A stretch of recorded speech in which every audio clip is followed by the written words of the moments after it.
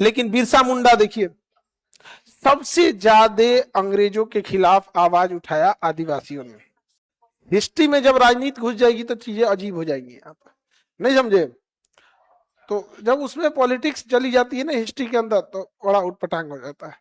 इस देश में सबसे ज्यादा, अब आप गौर करके देखिएगा ना, आदिवासियों का इतिहास गायब कर दिया, जबकि पूरे हिंदुस्तान में 200 सालों तक कोई कह नहीं सकता है कि एक भी आदिवासी अंग्रेजों से संधि किया हो।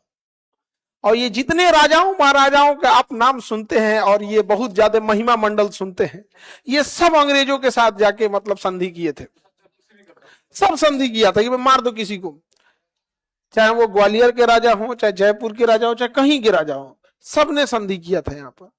लेकिन एक भी आदिवासी ने संधि नहीं किया। इन लोगों ने संधि भी कर लिया और कहते हैं कि हमको पढ़ा नहीं रहे हो। कौन सी पढ़ाएं? देर पढ़ाएंगे तो बेइज्जत हो जाओगे।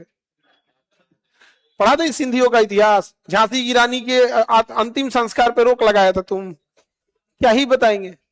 लेकिन बिरसा मुंडा देखिए, सबसे ज्यादा अंग्रेजों के खिलाफ आवाज उठाया आदिवासियों ने। आदिवासियों ने, सारे आदिवासियों ने, साउथ से लेके नॉर्थ तक, सब सारे आदिवासियों ने आवाज उठाया। कोई उनको बताने वाला है?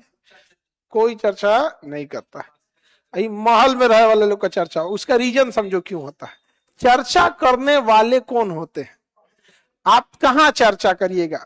या तो चर्चा कीजिएगा पढ़े लिखे लोगों के पास, या चर्चा कीजिएगा मीडिया में। चर्चा का दूसरा कोई रास्ता नहीं था। तो पढ़े लिखे दलितों को, महिलाओं को, आदिवासियों को पढ़ने ही नहीं दिया।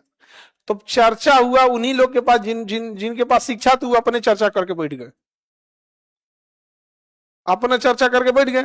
अब मीडिया किन के पास है जरा देखो।